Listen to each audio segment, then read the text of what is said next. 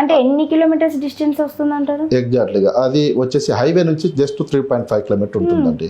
Triple ఆర్కి just 1 kilometre దూరం అంతే. Okay. So ఇప్పుడు ఫ్యూచర్ బెనిఫిట్ ఏంటంటే ట్రిపుల్ ఆర్ దగ్గర ట్రిపుల్ ఆర్ వస్తుంది రౌండ్, మన హైదరాబాద్ చుట్టూరా వస్తుంది రౌండ్గా.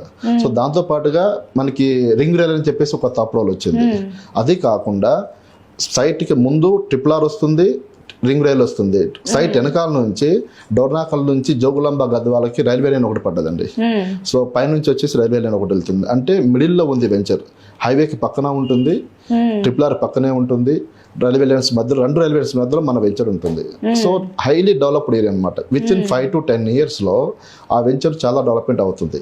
ఇంకొక చెప్పాలంటే మీరు ఢిల్లీ మన క్యాపిటల్ అండి, అక్కడ బాగా పొల్యూషన్ వచ్చేసి పబ్లిక్ ఉండలేకపోతున్నారు. సో ఎప్పటి నుంచో మనకి హైదరాబాద్ సెకండ్ క్యాపిటల్ అయ్యే ఛాన్స్ అయితే ఒకటి ఉంది. సో ఇప్పుడు అవుతుందా, 5 years తర్వాత అవుతుందా, 10 years తర్వాత అవుతుందా అని నాకు తెలియదు. కానీ అయ్యింది అనుకోండి బై మిస్టేక్లో. హైదరాబాద్ సెంటర్ నుంచి ఎటు చూసినా 150 కిలోమీటర్ వరకు హైదరాబాద్ అయిపోతుంది. అంటే గవర్నమెంట్ ఆఫీసెస్ స్ప్రెడ్ అయిపోతాయి.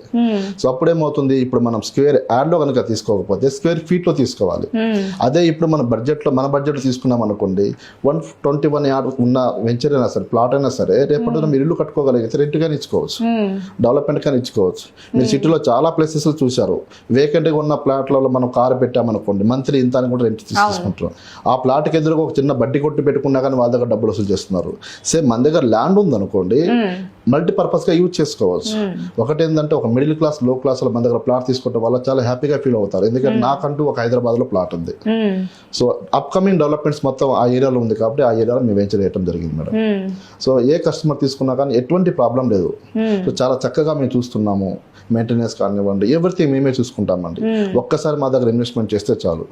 మీ ప్రతి కస్టమర్కి రిక్వెస్ట్ చేసేది ఏంటంటే మా దగ్గరికి రండి, చూడండి, డాక్యుమెంట్ వెరిఫై చేసుకోండి, తర్వాత మా దగ్గర ప్లాట్ తీసుకోండి. అంతేగాని మేము ఏరే వెంచర్ లాగా, ఏరే పర్సన్స్ లాగా హరిబరిగా తీసుకొని డబ్బులు తీసుకొని కట్టాలి అలా లేదండి. మాదంతా ఫ్రెండ్లీ అనమాట.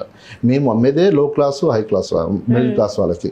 వాళ్ళ దగ్గర నుంచి ఎక్స్పెక్ట్ చేసేది అంటే మినిమం బడ్జెట్ తీసుకుంటున్నాం కాబట్టి అదే మినిమం బడ్జెట్ లో ఉన్న వెంచర్ స్టార్ట్ చేశాను మేము. మినిమం బడ్జెట్ అంటే ఎంత వరకు? మాక్సిమం 6 lakh అండి. 6 lakh లో 121 యాడ్ వచ్చేస్తుంది. సో మినిమం బడ్జెట్ అంటే 6 lakh అంటే ఈ రోజుల్లో ఎవరైనా పెట్టగలరు. ఈవెన్ మనకి ఏముందని మేడం, బయట చిన్న బిజినెస్ చేసుకునే వాళ్ళు కూడా మన 6 lakh లో ప్లాట్ తీసుకుంటారు. సో అలా బడ్జెట్ ఇప్పుడు మీరు 6 lakh ఇన్వెస్ట్మెంట్ పెట్టగలిగితే విత్ ఇన్ 10-12 years లో మీకు అఫీషియల్గా ఒక 40 నుంచి 50 లక్షలు దాని మీద వచ్చే ఛాన్స్ ఉంది. కరెక్టే, కానీ చాలా వరకు కూడా రియల్ ఎస్టేట్ అంటే డౌన్ అయిపోతుంది, డౌన్ ఫాల్స్ వస్తుంది అనే అపోహలు చాలా మందిలో ఉంటుంది. అది తప్పండి. అది ఎందుకు అంటున్నానంటే వినండి, రియల్ ఎస్టేట్ అనేది మీరు నేను డిబేట్ చేసింది కాదండి. అది నా దగ్గర డబ్బులు ఉన్నాయి, నా బడ్జెట్ ఎంత 10 లక్షలు, నేను ఒక ప్లాట్ తీసుకోవాలి, నాకు ఎక్కడ దొరుకుతుందో అక్కడ తీసుకుంటాను. నాకు రియల్ ఎస్టేట్ అప్ అయితే ఏంటి, డౌన్ అయితే ఏంటి? మీరు ఉన్నారు, ఒక కార్ తీసుకోవాలనుకోండి, ఎక్కడికి వెళ్తారు, మీ బడ్జెట్ ఎంత, అదే బడ్జెట్లో కార్ తీసుకుంటారు. కార్ సేల్ అవ్వట్లేదు అని చెప్పినప్పుడు ఏమని చేస్తారు, ఎక్కువ కార్లు సేల్ అవుతాయి అంటే తక్కువ వస్తుందని చెప్పేసి. ఇక రియల్ ఎస్టేట్ మీద డిపెండింగ్ ఏం అవ్వదండి మా market. So real estate up and downs అనేది ఎక్కడ తెలుస్తుందంటే సిటీ లోపల ఉన్న హౌజెస్ సేల్ అవ్వకపోవటం, అపార్ట్మెంట్ సేల్ అవ్వకపోవటం, ఆ విషయంలో మీకు తెలుస్తుందేమో. కానీ ఓపెన్ మార్కెట్లో ఏం లేదు, ఓపెన్ ప్లాట్స్లో ఏం ఉండదు.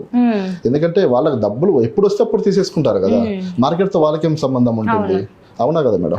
సో ఇక్కడ మార్కెట్ అనే దానికి అప్ అండ్ డౌన్స్ మా మీద అసలు ఏముండదు మేడం. ఈవెన్ మేము చూసుకోండి, కరోనా టైంలో కానివ్వండి, ఎలక్షన్ టైంలో కానివ్వండి, అలాంటి టైంలో కూడా మనం చాలా సేల్స్ చేసాం.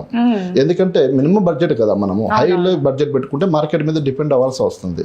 సో మినిమం బడ్జెట్ కాబట్టి ఎటువంటి ప్రాబ్లం లేదండి. మార్కెట్ తో మాకు అసలు హెచ్చు తగ్గులు అనేది ఓడే లేదు, మాకు ఎవరికి నడుస్తూనే ఉంటుంది.